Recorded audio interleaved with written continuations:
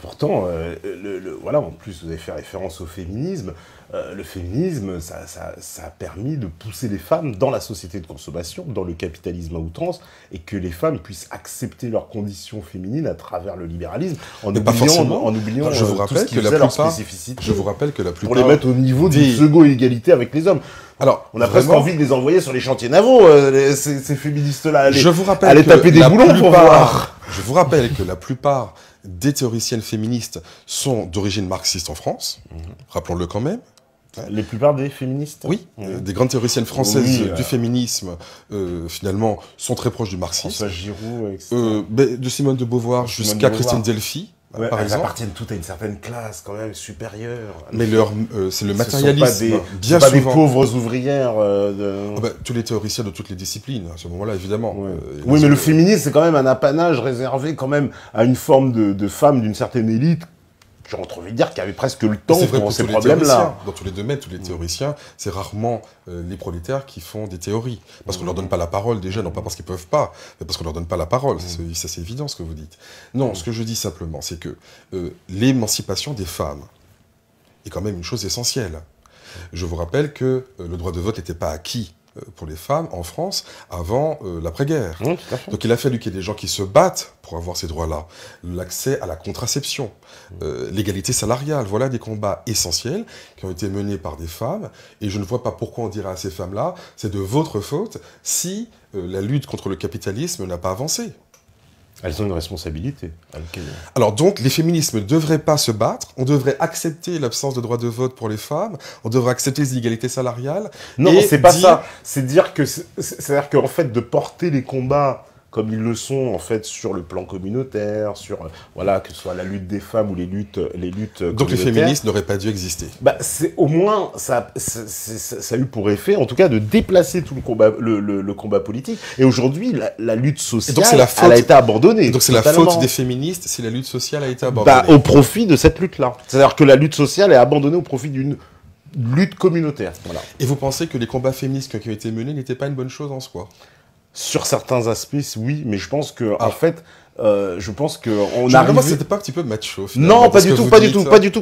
On est arrivé. Le fait que vous soyez un homme n'a pas un rapport avec votre vision un peu spéciale. Non, pas du tout. Que vous avez du combat féministe. Pas du tout. Je pense que les combats qui ont été portés certainement au début, c'était très bien. Mais aujourd'hui, je ne sais pas, par exemple, quand je vois Caroline Forest ou Isabelle Alonso, je ne vois pas de quoi elle me parle. Je ne comprends pas. C'est évidemment deux figures très controversées que vous avez choisies. C'est les figures du féminisme actuel. Hein. Moi, je parle de les fémènes dont on parlait tout à l'heure, elles font partie du féminisme actuel. Moi, je vous parle de Christine Delphi, par exemple. Voilà, mais par exemple, les fémènes, ce sont des égéries absolues du féminisme moderne. Du féminisme médiatique. Ah oui, mais elles sont censées porter, entre guillemets, ces nouvelles causes des femmes qui seraient se balader seins nus pour prouver quoi. Mais qui a dit ça? C'est les médias qui ont dit ça. Les médias l'ont décrété. Ce que disent les médias. Oui. Et Guillaume Soros. Il ne faut pas croire tout ce que disent les médias ou Guillaume Soros. Moi, je pense que quand on travaille sur le féminisme, on travaille sur les textes fondamentaux, les Simone de Beauvoir, les Christine Delphi, et on ne s'arrête pas forcément aux fémènes. Ouais, mais ce sont les nouvelles égéries, on va dire, quand même, de ce féminisme. En tout cas, je crois qu'une société juste ne peut pas être juste uniquement sous 2 ou 3 rapports. C'est-à-dire qu'il n'y a pas que les rapports entre riches et pauvres. Les rapports hommes-femmes sont marqués aussi par la violence. Vous savez, il y a des centaines de meurtres conjugaux chaque année, de violences sexistes. Ça aussi, c'est une dimension à prendre en compte. Il fallait qu'il y ait des gens qui se battent et qui continuent à se battre pour ça. Donc il y a cette dimension-là de la violence sociale. Il y a la violence raciale, il y a la violence antisémite, il y a la violence homophobe, il y a la violence... Voilà, il y a toute forme de violence. Et donc il faut qu'il y ait des gens dans plusieurs secteurs de la société pour traiter ces questions qui sont relativement diverses. Ouais, mais le fond... Je veux dire, la fondation qui tient tout ça, comme je dis, le noir, le blanc, l'arabe, ils vont se rejoindre dans un intérêt de classe qui va transcender justement cet intérêt communautaire. Parfois, pas toujours, parfois. Ils vont quand même... Je veux dire, tout à l'heure, on parlait justement du communautarisme dans les quartiers. Effectivement, dans le 16e, on va retrouver des noirs, des blancs, des arabes, mais qui vont absolument être dans le même intérêt de classe. Donc, il n'y aura aucun problème communautaire, entre guillemets. Croyez-vous? Parce que vous pensez que le 16e arrondissement, les Blancs riches ne regardent pas les Noirs riches avec une certaine attitude? Vous êtes trop naïf. Ah non, j'en ai rencontré, mais j'en connais, moi, des Noirs riches. Je connais des Noirs très très riches. Et, même je Barack vous assure Obama, qu'ils sont parfaitement intégrés dans la société blanche de leur quartier, parce c'est ce que qu'ils justement, croient, ils appartiennent à la c'est même ce qu'ils classe. croient jusqu'au jour où. Oui, mais on pourrait dire la même chose des Blancs pauvres et des Noirs pauvres. Mais alors, voilà, dans le donc même c'est pour ça quartier, que je vous donc dis, il n'y a pas de raison de hiérarchiser au fond les combats. Le combat pour les inégalités, contre les inégalités économiques, il est essentiel. Je suis complètement d'accord avec vous.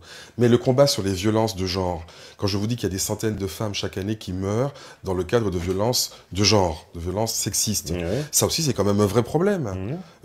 J'ai pas envie de dire que ce combat est moins important que les combats économiques, etc., etc. Donc il n'y a pas de raison de hiérarchiser. Tous ces combats doivent être menés. Et ce n'est pas intéressant, à mon avis, ce n'est même pas démocratique de vouloir dire votre combat est plus important que l'autre. Celui-ci, c'est votre faute, ça n'a pas avancé. Je crois que c'est une fausse vision de ce qu'est une démocratie. Dans une démocratie, il y a effectivement une pluralité de combats, une pluralité de causes. Il n'y a aucune raison de dire que on est passé du social au sociétal. C'est ça que tu veux Non, dire. les deux doivent aller de pair. C'est ça que j'explique. Oui, mais ça ne va pas, parce que, par exemple, moi je prends par exemple l'action de la gauche française, voilà, qui s'était fait les défenseurs, on va dire, justement, de la lutte sociale depuis 100 ans dans ce pays. Ils l'ont complètement abandonné au profit des luttes sociétales, et justement au profit de ces luttes pour l'égalité des sexes, contre le racisme, etc. Enfin, assez peu, hein, soyons clairs. Ah ouais, la gauche, assez officiellement. Peu. Officiellement, officiellement. Dans le Ils ont créé SOS Racisme, qui est quand même... SOS Racisme, c'est l'ancêtre du CRIF, non du CRAN, un peu, non? Oh, pas tellement. Pas tellement. Vous ne trouvez pas qu'il y a un lien de parenté, un peu une espèce de filiation, j'ai envie de dire, naturelle? Oui, il y a des liens, parce qu'il s'allie contre le racisme. Enfin, c'est quand même assez différent. Enfin, oui, bien sûr, on pourrait dire que le Parti Socialiste a créé SOS Racisme. Voilà, mais tout le monde le voit bien, tout le monde le sait. C'est plutôt dans les mots. Car on ne peut pas dire que le Parti Socialiste ait lutté contre le racisme en France de manière sérieuse. Ah non. La preuve. Ah non, on le voit bien. Mais ils sont dans une schizophrénie. Donc, en fait, là, vous essayez d'opposer finalement race contre classe. Hein, c'est un peu classique, un peu naïf, franchement. Bah non, là où, quand on regarde bien, le Parti Socialiste a fait semblant d'être un parti luttant pour les ouvriers, mais pas du tout en réalité, on le voit bien depuis longtemps, personne n'y croit plus, et il a fait semblant de lutter contre le racisme, et il ne l'a pas fait du tout non plus. C'est la même chose. Est-ce que vraiment quelqu'un peut croire sérieusement que le Parti Socialiste en France a lutté contre le racisme? Bah en tout cas, c'est ce qu'il tente de faire croire. Bien sûr, mais vous n'êtes pas dupes. Donc ni d'un côté ni de l'autre, ils n'ont été vraiment sérieux. C'est ce que je dis. Oui, parce qu'ils sont hypocrites, le Parti Socialiste. Bien sûr. Donc ne dites pas qu'ils ont été très mauvais sur la lutte contre la pauvreté ou l'exclusion, les questions socio-économiques, et très bon de l'autre côté. En réalité, non, pas très bon. C'est qu'ils ont été très mauvais des deux côtés, ou très hypocrites des deux côtés. Moi, je dis très hypocrite dans la mesure où, pour moi, ayant abandonné la lutte sociale, pour gagner leur réservoir de voix, ils sont allés sur ce plan sociétal. Mais ils n'ont pas plus fait de choses de l'autre côté. Ça leur a permis de conserver une forme de pouvoir dans les banlieues. Aujourd'hui, franchement, aujourd'hui, qui est dupe? Ah bah c'est en train, ce rêve-là, ça fait longtemps. Ah bah ce paradigme est en train de s'effondrer. Mais c'est très récent. Moi je dirais que c'est récent. Ça fait pas longtemps qu'il est en train de s'effondrer. La gauche perd effectivement de vitesse dans les banlieues parce que ce paradigme-là est en train de s'effondrer. Mais la gauche a misé, on le voit. Moi les mairies de banlieue, je le vois, vous le savez très bien. Elle a misé, bien sûr. Elle finance les associations. Elle a misé sur la lutte contre le racisme. Voilà. Mais personne n'y a jamais cru à part vous. Oui, mais ça leur a... Ah non, personne n'a jamais cru, mais ça leur a servi de tremplin. Mais ils disparaissent sur ça leur a servi mais pour, sur les pour ouvriers, mener leur assise. Pareil, dans le monde ouvrier, ça fait longtemps que la France, la France de gauche fait croire aux gens qu'elle travaille, sinon dans la lutte des classes, mais pour réduire les inégalités économiques. Ils ne croient plus. Les ouvriers votent Front National aujourd'hui. Parce que justement, ils ne croient plus à ça. C'est ce que je vous dis. Oui, les ouvriers n'y croient plus. Pareil, sur la lutte contre le racisme, personne n'y croit plus depuis très longtemps. Parce qu'à gauche, en plus, moi, je tape un peu sur la gauche. Si vous voulez, l'ouvrier noir, par exemple, on s'en fout de savoir, finalement, s'il est exclu du monde du travail parce qu'il est ouvrier et qu'on a désertifié le monde de l'industrie, ou s'il est exclu parce qu'il est arabe. Vous voyez, l'ouvrier arabe ou l'ouvrier noir, est-ce qu'il devrait dire je je dois me séparer en deux. La lutte contre le racisme n'a pas d'importance. Ce qui importe, c'est la lutte pour les ouvriers. Qu'est-ce qui est le plus important? Parce que les les deux, mon colonel. Parce que la lutte contre... Oui, non, deux. mais je suis d'accord. Les deux, parce que quand il est exclu parce qu'il est arabe, il a besoin de la lutte contre le racisme. Et quand il est exclu parce que les ouvriers n'ont pas leur place dans ce pays, eh bien, il a besoin effectivement de syndicats. On a besoin des deux. Ouais, mais pour pouvoir se retrouver dans un syndicat, justement, c'est bien là. Donc c'est plus important parce que c'est dans le syndicat qu'il y aura Vous faites des hiérarchies qui n'ont pas de sens. Bah, c'est pas des hiérarchies, mais au moins dans le syndicat, on va faire éclater les communautés. On va se retrouver autour d'une cause. On est plus là parce que l'autre est noir ou l'autre est arabe. Et quand il va être dans un syndicat où il va se faire virer de l'entreprise, Renault par exemple, Renault a organisé le licenciement de milliers d'ouvriers dans les années 80. Et on a sous-traité au syndicat cette exclusion. Et comme par hasard, c'est tombé d'abord sur les Noirs et les Arabes. Bon. Eh bien, est-ce que c'est les syndicats qui pourront demain lutter? C'est connu. Franchement, les syndicats n'ont pas toujours été à la pointe du combat contre le racisme ou contre les discriminations. C'est même pour ça qu'il y a des associations comme le CRAN ou des associations féministes ou homosexuelles ou juives ou tout ça qui se sont constituées. Donc, il est certain que si vous avez un problème purement d'ouvriers, vous allez trouver les syndicats. Mais si vous êtes un ouvrier arabe et que vous êtes discriminé dans l'entreprise, ça ne sera pas toujours évident d'être aidé par le syndicat. Et c'est pour ça que vous avez des associations comme la Maison des Potes, qui fait des procès très importants d'ailleurs pour des entreprises, parce que beaucoup d'entreprises, les Marocains de la SNCF par exemple, eh bien ils ont des statuts qui sont tout à fait iniques, qui sont illégaux, et d'ailleurs qui sont condamnés, et ça c'est pas forcément les syndicats qui feront ce combat. Par exemple au niveau justement des procès, vous avez parlé des associations. Les associations, aujourd'hui, elles ont un pouvoir démesuré. Elles attaquent systématiquement à Dia dès qu'elles ont un problème avec les propos d'une personne, etc.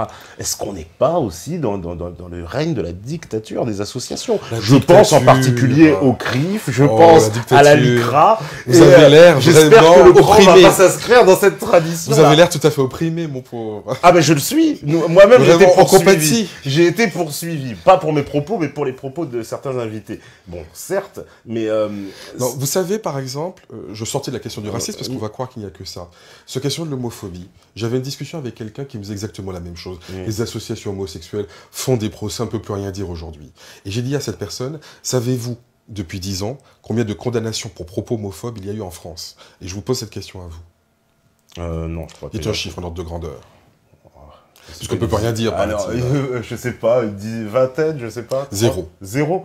Depuis 20 ans, enfin depuis 10 ans, pardon, la loi sur les propos homophobes a été votée le 31 décembre 2004. Donc ça fait maintenant plus de 10 ans qu'elle existe. Il y a eu en France 0 condamnation pour propos homophobes. 0. Voilà. Bah, peut-être qu'il n'y en a pas eu. Donc, vous voyez, en fait, on vit sur des fantasmes. Beaucoup de gens veulent croire ou veulent faire croire les que procès, on ne peut rien dire.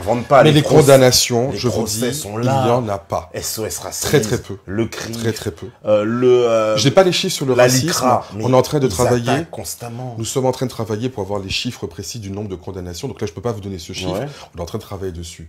Mais je peux vous dire sur le sexisme, sur les propos sexistes, c'est moins de 10 par année. Sur l'homophobie, c'est 0 par année depuis 10 ans et ça n'a pas changé depuis 10 ans.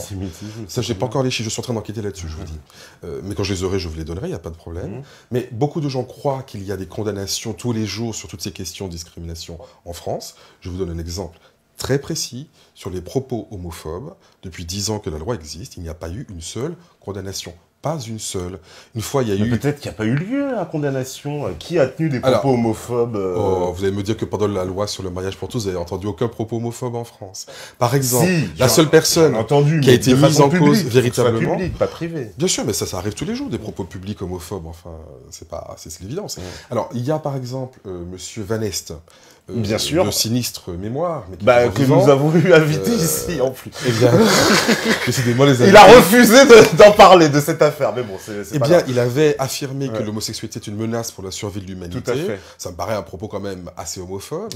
Il a été condamné en première instance, et en deuxième instance, il a fait appel et il a été relaxé. Mais est-ce que c'est pas une opinion? Eh bien, si ça, c'est pas un propos homophobe, franchement, je ne sais pas ce que c'est qu'un propos homophobe. C'est une insulte. C'est quelqu'un qui insulte, qui dit des propos injurieux. C'est ça que on appelle... Ce propos a été jugé homophobe en première instance et ensuite en seconde instance, non. Enfin, peu importe, je vais pas mais je trouve que ce cas. Je trouve que c'est une opinion. C'est une opinion. C'est une opinion. Ce que je veux dire, c'est que en 10 ans en France, qu'il n'y ait eu aucune condamnation pour propos homophobes, en dit long sur l'état des condamnations. Et quand les gens disent il y a des condamnations tous les jours en matière de racisme ou de propos homophobes, etc. Sur le racisme, je vous donnerai les chiffres et vous serez probablement surpris. Et sur l'homophobie, je vous donne le chiffre, c'est 0. Et racisme, moi j'inclus l'antisémitisme dedans. Oui, bien sûr. Parce que c'est quand même, ces associations, elles attaquent à tour de bras, c'est quand même, c'est pas... Est-ce que c'est leur rôle déjà? Quand j'aurai les chiffres... Ah bah c'est leur rôle, ça fait partie de leur statut. Non mais c'est pas, c'est pas une façon d'aller taper au portefeuille. Parce que du coup, ça fausse le débat. Ça veut dire que dans le débat politique français, dans le débat public, il y a des sujets sur lesquels on ne peut pas aborder parce qu'on marche sur des œufs. Mais c'est faux, regardez un peu tous les propos qui sont tenus contre Madame Taubira tous les jours. Mais ils ont été condamnés par... Alors voilà... Et malgré les condamnations. Mais Madame Taubira, quand on l'insulte sur un pauvre tweet, immédiatement la personne a fait de la prison ferme. Eh bien, qui a fait de la prison ferme? Vous parlez de Madame Anne-Sophie Leclerc? Voilà. Eh bien, vous allez quand même me dire, vous n'allez pas me dire que les propos qu'elle a tenus ne sont pas racistes. Oui, mais elle a fait de la prison ferme. Je veux dire, on en a entendu d'autres, des propos racistes. Je ne crois pas qu'elle ait fait de la prison ferme. Elle a été condamnée à la prison ferme. Elle a été condamnée à la prison ferme, en tout cas. Mais elle n'en fera pas. Grâce à la loi Taubira. Pas du tout. Ça n'a rien à voir. Par ailleurs, je crois qu'il serait temps qu'on prenne au sérieux dans ce pays les valeurs républicaines. C'est marqué sur la Constitution. L'article 1 parle de l'égalité. Dans notre devise, c'est marqué liberté, égalité, fraternité. Il me semble que la notion... aussi que la République ne reconnaît aucune race ni communauté. Oui. Nous avons indiqué... Donc faire des statistiques ethniques, c'est contraire à la loi de la République. Mais pas du tout, puisque je vous l'ai déjà indiqué. La preuve, c'est qu'il n'y a jamais de condamnation. Ouais, mais peut-être parce qu'il n'y a pas d'association inverse, peut-être. Parce qu'il y a beaucoup de gens qui auraient bien voulu chercher à nous condamner, ils n'ont pas réussi. Il n'y a pas l'association des anti-communautaires, par exemple. Peut-être qu'elle Je peux vous assurer que beaucoup de gens sont opposés aux statistiques ethniques et qu'ils ont cherché par tous les moyens à essayer de nous condamner, mais il n'y avait pas de loi pour ça. Donc ça n'existe pas. J'ai déjà répondu à cette question. Mais la France, en tout cas, ne reconnaît pas les communautés et les races. C'est un article, c'est le... mais les statistiques ethniques ne sont nullement interdites. Si vous voulez que je revienne là-dessus... Ouais, non, mais... Non, mais je veux être précis. Les gens ne comprennent pas la différence entre statistiques ethniques et fichiers ethniques. Ce qui est interdit, et encore, il y a beaucoup de dérogations très faciles à avoir, ce qui est interdit, c'est pas les statistiques ethniques, c'est les fichiers ethniques. C'est-à-dire, un fichier, c'est quelque chose dans lequel quelqu'un est fiché, par définition. Donc si vous mettez un fichier avec X est noir, Y est arabe, Z est asiatique ou je ne sais quoi, ça c'est un fichier ethnique. Mais pour faire des statistiques ethniques, vous avez nullement besoin des noms des personnes. Il y a une enquête que nous avions faite, par exemple, mais c'est faussé, ça veut dire que c'est pas très vrai. Lorsque, par exemple, cette même enquête a été refaite avec une autre méthodologie par le CNRS, Gare du Nord et Châtelet-Les Halles. Et donc les chercheurs sont allés, Gare du Nord, et ils ont dit, on regarde pendant 1 heure combien de personnes sont contrôlées par la police. Et on constate que sur toutes les personnes qui sont contrôlées, il y a une surreprésentation des jeunes noirs et arabes. En même temps, c'était où à Gare du Nord? Gare du Nord et Châtelet. Oui, surnommé Gare du Noir. Il y a une surreprésentation. Mais non mais... Il y a une surreprésentation parmi les personnes qui passent. Sur 100 personnes qui passent. Il y a une proportion majoritaire de Noirs et d'Arabes à ces endroits-là. Écoutez ce que je vous dis. Mais c'est vrai. Vous n'écoutez pas ce que je dis. Je parle très précisément. Une surreprésentation des Noirs et des Arabes parmi les personnes contrôlées par rapport à ceux qui passent. Donc sur 100 personnes qui passent, on va dire, le portillon de Gare du Nord. S'il y en a 50 qui sont Noirs ou Arabes, eh bien parmi ceux qui sont contrôlés, vous en aurez 6 à 7 fois plus que de Blancs. Voilà ce qui ressort des travaux de Fabien Jobard, justement, chercheur au CNRS.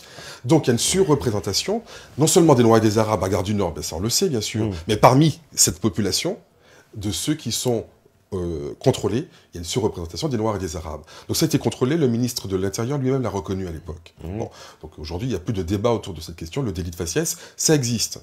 C'est pas les jeunes de banlieue qui disent n'importe quoi en fantasmant. C'est une réalité démontrée. C'est dans tous les pays, de toute façon. Mais est-ce qu'on a le droit de dire, parce que moi je fais l'avocat du diable, dans le sens inverse, comme ce qu'avait dit Zemmour, la majorité des délinquants sont noirs et arabes. Il a été condamné d'ailleurs. Il a été condamné. Hein, heureusement, il dit des horreurs, des conneries aussi grosses que lui. Donc ça, on n'a pas le droit de le dire. Donc il a été condamné. Donc on a le droit de dire, il y a trop de blancs à l'Assemblée, mais on n'a pas le droit de dire il y a trop de noirs dans les prisons. C'est un peu deux poids deux mesures. Non, parce que vous n'avez pas écouté les propos. Il n'a pas dit il y a trop de noirs dans les prisons. Non, il a dit la plupart des délinquants sont noirs et arabes. La plupart des trafiquants sont noirs et arabes. Ce qui est faux. Parfaitement de la séquence. Ce qui est faux. ce qui est faux. Oui, comment on fait pour le démontrer, puisqu'il n'y a pas de statistiques en théorie. Mais si, il y a des statistiques ethniques, c'est ce que je vous dis, elles ne sont alors, pas illégales. Alors, la plupart sont de quelle ethnie, alors, par exemple, il y avait une enquête très intéressante qui avait été faite, je crois aussi par le CNRS il y a quelques années, dans l'Est et dans l'Ouest parisien sur les trafics de drogue. Ouais. Et elle montrait que dans l'Ouest parisien, alors c'est pas une enquête ethnique, je mets géographique, bon, on peut peut-être tirer quelques conclusions après, elle montrait qu'il y a dans l'Ouest parisien plus de consommation et plus de vente de drogue. Oui. En revanche, il y a plus d'interpellations dans l'Est parisien. Oui, mais ça démontre pas, alors, en tout cas ce qu'avait dit. C'est un indice assez fort qui montre bien que, en réalité, il y a beaucoup plus d'intensité, de contrôle aux faciès, etc., sur un certain nombre de populations, en l'occurrence les Noirs et les Arabes. Et quand M. Zemmour dit la plupart des trafiquants sont Noirs et Arabes, c'est faux, non seulement sur la question de la drogue, mais dans l'ensemble. Moi, j'ai regardé les listings de HSBC, par exemple. Vous savez, on nous a dit qu'il y a des gens qui font de l'évasion fiscale. Mais j'ai pas vu de Noirs et d'Arabes dedans. Oui, bien sûr.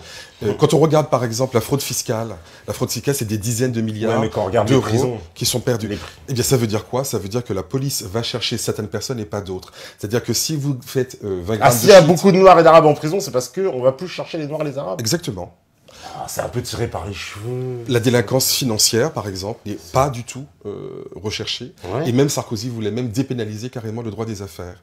Donc, bien sûr, oui, la délinquance financière, donc il y a des dizaines de milliards d'euros qui sont perdus chaque année, qui sont volés. Oui, en l'occurrence, il parlait des trafiquants de drogue, on va pas se mentir, il parlait des dealers. Ah ben, mais quand on parle des prisons, quand on parle de banlieue, mais les trafics, on le sait, les trafics d'influence, trafics financiers, ça fait partie des trafics. Hein. Oui, mais il faisait pas référence à ça particulièrement. Eh bien, même sur ça, je vous le dis, l'enquête qui avait été faite par le CNRS montrait que les trafics sont plus importants dans l'Ouest parisien que dans l'Est. Mais comme il n'y a pas d'interpellation dans l'Ouest parisien parce qu'on ne veut pas embêter le petit bourgeois, eh bien, on va dans le... par les cheveux. C'est une enquête qui a été faite. C'est une enquête qui a été faite. Et nous sommes en train de poursuivre cette enquête, d'ailleurs, avec des travaux avec Fabien Jobard, toujours lui, parce que il a... Vous avez lu le livre de Didier Fassin, par exemple? Non. Un livre qui est sorti récemment. Lisez Didier Fassin.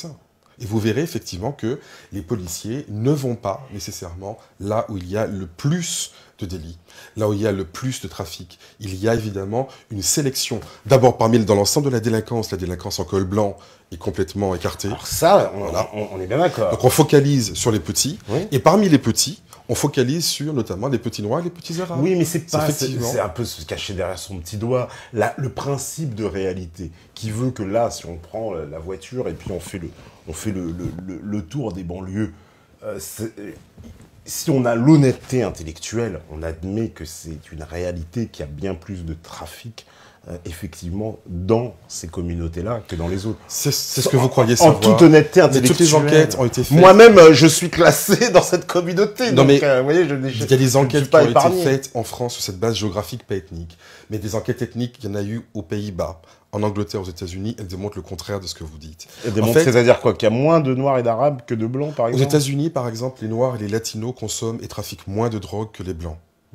Mais ils sont beaucoup plus exposés aux sanctions policières et judiciaires. Ça voudrait dire que donc les Noirs et les Arabes se font juste plus arrêter parce qu'ils sont Noirs et Arabes, mais absolument. En fait tout le monde trafique autant. Lisez par exemple Michael Alexander, lisez les travaux très importants. Et vous savez qu'il y a à l'Assemblée Générale des Nations Unies une assemblée une séance qui sera consacrée en 2016 à la politique antidrogue dans le monde. Cette politique antidrogue, elle a été formatée par Nixon en 72, c'est la fameuse War on Drugs. Oui, bien sûr. Oui. Eh bien, aujourd'hui, dans le monde entier, on veut réviser cette politique antidrogue pour 3 raisons. 1, elle est inefficace. 2, elle coûte très cher. Et 3, elle est raciste. Et l'Assemblée Générale des Nations Unies a dit, ces 3 raisons-là nous obligent à réviser la politique antidrogue.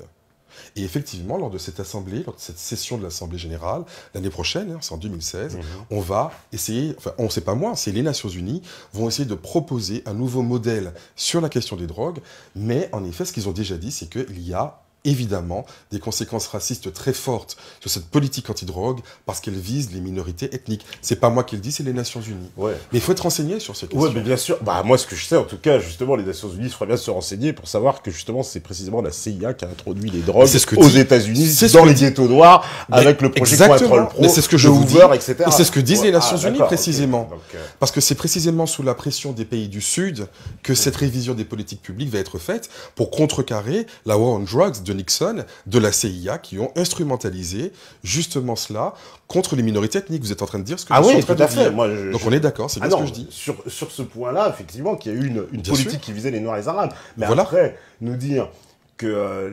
il y a plus d'arrestations de ce côté-là et pas de l'autre. Oui. Moi, je pense que les trafiquants, quels qu'ils soient en France, on les arrête aussi. Oui, on va faire la petite pause parce que je vois le temps passe, effectivement. Donc, on va faire une petite pause. Et puis après, on va prendre des questions. Alors là, elles sont, si j'ose dire, nombreuses et nombreuses. On pourra peut-être même pas répondre à tout parce que forcément, on va essayer de répondre au maximum en tout cas. Moi, je donc, voilà. Et ben, je vais prendre les questions des métanotes. On fait la pause. On revient juste après. À vous, la régie. Voilà, donc reprise de la libre antenne, toujours avec lui, Georges Tin, toujours le thème communautarisme, fantasme ou réalité. On va répondre aux questions des métanotes. Juste avant qu'on passe aux questions, moi aussi j'avais quand même une petite dernière question. C'est au niveau, juste pour faire la transition avec ce qu'on disait quand même juste avant, au niveau de la liberté d'expression, est-ce que justement en France... il n'y a pas un problème justement précisément sur ce problème communautaire, puisqu'on ne peut rien dire. Et vous, par exemple, dans le cas de Dieudonné, est-ce que vous positionnez pour le laisser parler ou au contraire vous dites c'est très bien ces condamnations, on va condamner tout ça? Moi, j'ai pas l'impression en France qu'on ne peut plus rien dire. Je prends le cas de Dieudonné, justement, je prends précisément le cas le plus polémique. Non, je crois que Dieudonné est un cas très particulier. Il y a chez lui, dans ses propos, le meilleur et le pire. C'est-à-dire qu'il y a des choses très vraies, très, très bien vues, très bien senties qu'il dit. Et puis à côté de ça, il dit aussi des horreurs. Et moi, je ne lui pardonnerai pas, si j'ose dire, d'avoir donné même un prix de l'infréquentabilité à Forisson. Et des chansons sur la Shoah, ça ne me paraît pas adapté. Voilà, ça ne me paraît pas digne. Et donc, il y a chez lui des propos très intelligent, il a du talent incontestablement, ça personne ne le remet en cause. Mais il y a des analyses sur la société qui sont très vraies, qui sont très justes, qui sont très percutantes, et puis tout cela est gâché parfois par un certain nombre d'attitudes extrémistes, inqualifiables, et je le regrette. Mais c'est pas plus grave aussi, parce que les propos d'un Finkielkraut, de tous ces gens, d'un Jean-Yves Camus, ces gens-là, ils crachent des fois même sur la communauté noire, ouvertement. Alors, là, vous avez raison. Je pense à des gens comme Zemmour, par exemple, Zemmour, qui dit des choses tout aussi graves, sinon plus, et qui, lui, en revanche, est célébré, fêté. Il se passe rien. Voilà. Et ça, c'est parfaitement scandaleux. Et quand Dieudonné parle de 2 poids 2 mesures, sur ce fait, il a raison. Effectivement, il est clair que s'il n'était pas noir, je pense qu'il n'y aurait pas eu un pareil acharnement contre lui, alors qu'Éric Zemmour, il est fêté, célébré un peu partout. Cela dit, Éric Zemmour commence à voir son étoile se pâlir, son espace médiatique qui est très important, se réduit quand même progressivement. Il n'est plus sur France 2, il n'est plus sur France O, il a été viré d'ITélé, et je crois qu'il faut qu'il soit viré définitivement, effectivement. D'accord. Et une dernière question aussi, enfin, pour ma part, mes questions avant qu'on passe aux métanotes, mais il y a une question aussi qui me taraude quand même, et je l'avais vu tout à l'heure aussi sur le chat, mais c'était par rapport aux propos qui ont été tenus très récemment par Georges Paul Angevin, donc, qui est notre ministre de l'Outre-mer, qui a fustigé un peu la fameuse lettre qu'avait écrite Joël Ursule. Vous êtes au courant de l'affaire, j'imagine bien. C'est quoi votre position de tout ça? Parce que moi, ce que je voudrais préciser, c'est que quand j'ai entendu Madame Paul Angevin s'exprimer, j'ai reconnu une forme de discours d'État officiel depuis le livre de Pétré-Grenouillot, d'Olivier Pétré-Grenouillot, qui a substitué l'idée de l'esclavage justement à, on va dire, à non pas un génocide, mais un simple commerce, dans lequel justement, il voudrait carrément nous expliquer, carrément les esclaves, on en prenait soin, etc. C'était limite la belle vie, hein, d'être esclave, valait mieux limite être esclave que paysan dans la Creuse, selon ce monsieur Grenouillot. Et aujourd'hui, je vois que c'est un livre qui a été couronné, prix du Sénat, etc. Et qui, aujourd'hui, on voit bien, est le discours officiel de la position de l'État. Vous en pensez quoi, vous, de cette réaction? Alors, je crois que M. Hollande a eu tort de dire ainsi la Shoah, le plus grand crime contre l'humanité. De tous les temps. Car on ne peut pas d'un côté dire il ne faut pas faire de hiérarchie et être le premier soi-même à en faire. Par exemple, il y a eu au Congo, en RDC, à l'époque de Léopold, entre 6 et 30 millions de morts selon l'encyclopédie Britannica. C'est-à-dire qu'à l'époque où le Congo était une colonie propriété personnelle du roi Léopold, il y a eu en quelques années, même pas 20 ans, entre 6 et 30 millions de morts selon l'encyclopédie Britannica. C'est pas moi qui le dis. Bon, ben voilà. Donc on ne peut pas dire que ce soit le plus grand crime contre l'humanité, et cette hiérarchie ne nous intéresse pas. Donc M. Hollande a eu tort, par conséquent Joël Ursule a eu raison, et par conséquent Mme Paul Angevin, je le regrette, a été plus que maladroite. En voulant défendre M. Hollande, je la comprends, mais je crois qu'elle a été maladroite, et effectivement il fallait que Joël Ursule prenne la parole, et pour dire ce qu'elle avait dit, et qu'elle a fort bien dit. D'accord. Alors, je vais prendre les questions des métanotes. Je sais que vous êtes impatients depuis tout à l'heure. Alors voilà, on va prendre par exemple la question. Alors, Razien, il dit, s'il y a des groupes discriminés à la télé, n'est-ce pas parce qu'il y a aussi des groupes discriminateurs? Bien sûr, mais l'État, dans sa structure, le groupe majoritaire... Non, mais là, c'est pas forcément l'État à la télé. Il y a des groupes privés aussi. Oui, mais en fait, c'est des forces sociales d'inertie. C'est-à-dire que dans la société, les Noirs et les Arabes sont discriminés, à la télé aussi. Je veux dire, c'est assez logique. La télé n'est pas très différente de la société en général. C'est-à-dire qu'un journaliste noir arrive, on se dit, mais qu'est-ce qu'il fait là? On va le mettre éventuellement au sport, dans le meilleur des cas. C'était ça un petit peu l'idée. Donc, je crois qu'il fallait combattre ce préjugé.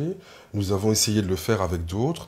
Aujourd'hui, ça a progressé, ça n'est pas suffisant, notamment parce que, comme je le disais, d'un point de vue qualitatif, les choses n'ont pas avancé. L'image de l'arabe reste une image stéréotypée. Le jeune de banlieue qui est soit inerte, soit oisif, soit dangereux, soit terroriste, ça évidemment c'est des choses qui restent. Donc il faut travailler là-dessus. La fiction française, par exemple, n'est pas représentative du tout de ce pays. Ça c'est quand même calamiteux. Il n'y a qu'à comparer les fictions américaines et les fictions françaises. Vous savez comment les États-Unis sont devenus la première puissance du monde? C'est notamment par le pouvoir culturel. Ouais. Parce que première puissance financière, ça va pas durer très longtemps, ils sont même déjà dépassés. Les armes aussi. Il y a la puissance militaire, mais ce qui est encore plus fort, c'est la puissance culturelle, c'est-à-dire le gouvernement des âmes. Même les pays qui détestent les États-Unis, ils achètent quand même des Nike. En fait. Et ça vient de la puissance culturelle, parce que les gens voient des films, ils aiment américains, même quand ils détestent les États-Unis, ils aiment quand même américains. Et comment est-ce que le pouvoir du cinéma américain est devenu tel? C'est pas compliqué. Dès le début, lorsqu'on voulait faire un film aux États-Unis, on voulait s'assurer de le vendre à un maximum de gens, c'est la logique commerciale. Et donc on testait les films sur les minorités ethniques. On faisait voir le film à des Irlandais, à des Latinos, à des Noirs, à des Allemands, et on leur disait, si ça vous plaît pas, dites-nous pourquoi. Et du coup, on s'est arrangé pour que ça plaise à un maximum de gens aux États-Unis et aussi dans le monde, notamment en faisant venir des acteurs internationaux. Il y a toujours eu, de tout temps, beaucoup d'acteurs français, latinos, italiens, anglais, dans le cinéma américain, parce qu'on disait, si on veut vendre un film aux États-Unis, on veut le vendre politique aux des Italiens. Quotas aussi là-bas dans le cinéma, c'est obligatoire. Non, c'est très... Il y a, je sais plus, des très noirs, peu de quotas. voilà, il y a des Il y a quotas très peu de pour les quotas, noirs. pas dans le cinéma de toute façon, et la politique des quotas, c'est de toute façon les années 60-70. Mais depuis les années 20-30, ce cinéma américain, il s'exporte dans le monde entier, parce qu'il a intégré la diversité pour des raisons commerciales. Je veux dire que, quand vous faites un film... Et politique, mais bien après, c'est vraiment le business qui a été premier. On se disait, si on veut vendre un film aux latinos, il faut mettre des acteurs latinos dedans. Et ça serait évident, ça serait absurde de mettre des propos anti-latinos si vous voulez vendre aux latinos. Alors je ne dis pas que le cinéma américain n'a jamais été raciste, mais je dis que pour une logique business, dès le début, on a essayé d'intégrer les différentes communautés pour le vendre aux États-Unis et au monde entier. Et le cinéma français, justement, souffre beaucoup de ça. Mais il y a beaucoup de films maintenant où il y a des Noirs et des Arabes, il y a énormément. Ça commence à changer. Le plus grand succès de l'année, c'est un Noir à la tête d'affiche. Mais justement, parce qu'ils ont pris conscience de ça dans les années 90-2000, on a pris conscience de ça à la télé, on a pris conscience de ça dans le cinéma, et on s'est rendu compte qu'effectivement, mettre des minorités dans les films, ça n'est pas nécessairement un échec. La preuve, les ch'tis, qui sont une minorité bien française, la preuve intouchable, avec un homme en fauteuil roulant et un noir de quartier, on s'est dit, finalement, ça n'est pas un obstacle économique. Il n'y a pas plus que ça, justement, même dans le cinéma aujourd'hui, parce que moi, je vois, c'est beurre sur la ville, jambon. Mais je veux dire, il y a des gens, Dubois, il y a des gens qu'on ne voyait jamais, au fond, au cinéma. Le cinéma français, en général, c'était le 6e et le 7e arrondissement. Oui, mais c'était ça. Ces films-là, pendant des années, qui mettent en avant les Noirs et les Arabes, il y en a plein. Et pas seulement. Oui. Et pas seulement, je veux dire, par exemple, tous ces films qu'on voit sur Marseille, qui se passent, etc. Moi, je suis content. Les ch'tis, par exemple, c'est pas les Noirs et les Arabes, mais c'est des gens qui ne sont pas nécessairement les bourgeois du 6e et du 7e arrondissement. Ils donc de leur gueule, on va pas être... Certes, se moque de... certes, Ils ont c'est même plus compliqué prolongé que ça. dans une émission de télé les C'est ch'tis plus à compliqué que Ibiza, ça. etc. Je dis pas que c'est formidable, Ouais. mais je dis qu'on ne voyait pas ça avant, et on ne voyait pas non plus Intouchable, et parce que le cinéma français, avec beaucoup de retard, a compris, comme le cinéma américain, que la diversité, mais pas seulement les Noirs et les Arabes, la diversité du pays tout entier, était importante si on veut vendre le pays tout entier. Le cinéma français ne peut pas se passer dans 2 arrondissements parisiens, c'est pas possible. Non, c'est clair. Enfin, moi qui suis ch'ti, ça se voit pas. Ah, ça se voit pas forcément. C'est pour ça que ça va être compliqué le classement. avec les mecs comme moi, ça va être compliqué. Parce que je suis un vrai ch'ti en plus. Et franchement, voilà, je trouve que c'était un peu désobligeant pour les ch'tis. En tout cas, on se moque de Je suis l'accent, d'accord. on se moque Je suis d'accord. du mode de vie. Bon, Je suis d'accord. voilà, comme si les ch'tis étaient des méchants. Alors, on me dit quoi encore? Ah, voilà. Alors, ne serait-ce pas financer les réparations par le contribuable français, une fois de plus le dadon de la farce, entre guillemets, envers une poignée de privilégiés dans le but d'obtenir des marchés juteux et profitables aux seules multinationales? C'est-à-dire que ça leur fait peur, hein, qu'ils se disent, cet argent-là, on va donner de l'argent, on sait pas trop à qui, et en plus... C'est parce qu'on va taper dans le portefeuille de qui? Parce que tout à l'heure, vous avez mentionné des sociétés qui ont participé à l'esclavage. Mais c'est pas eux qui vont payer la facture, c'est l'État. Dans ce que nous demandons, en tout cas, nous disons que les entreprises qui ont eu maille à partir avec l'esclavage doivent payer ce que j'appelle le 1% réparation, une somme qui doit aller dans un fonds destiné à des actions culturelles ou sociales. Y compris les banques, par exemple, la banque Lazare, par exemple, commencer la banque par les Rothschild, tous ces gens-là. Toutes celles qui ont trempé dans des crimes contre l'humanité, y compris les banques. Quand je vous ai dit que nous avons attaqué la Caisse des dépôts et consignations, c'est une banque. Le Crédit Suisse est une entreprise qui figure sur notre liste de priorités. Je ne vous dis pas qu'on va l'attaquer demain matin, mais c'est très probable. On l'a déjà dit une fois ou deux. Donc, le Crédit Suisse et quantité d'autres.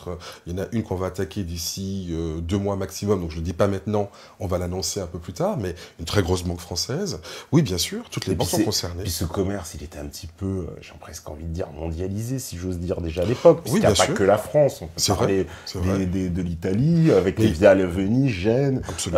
On parlait de l'Angleterre, des Pays-Bas, de l'Espagne, du Portugal. Même le Danemark, j'ai vu, avait participé à l'esclavage. Même la Suède avait participé. Et la Suisse. Donc, la Suisse n'a pas de frontières maritimes, mais la Suisse a financé beaucoup de choses. C'est vrai. Donc ces pays-là, on a attaqué tous ces pays d'Europe. Dans ces pays, j'ai des amis en Suède qui travaillent sur la réparation, parce que la Suède aussi a pratiqué l'esclavage.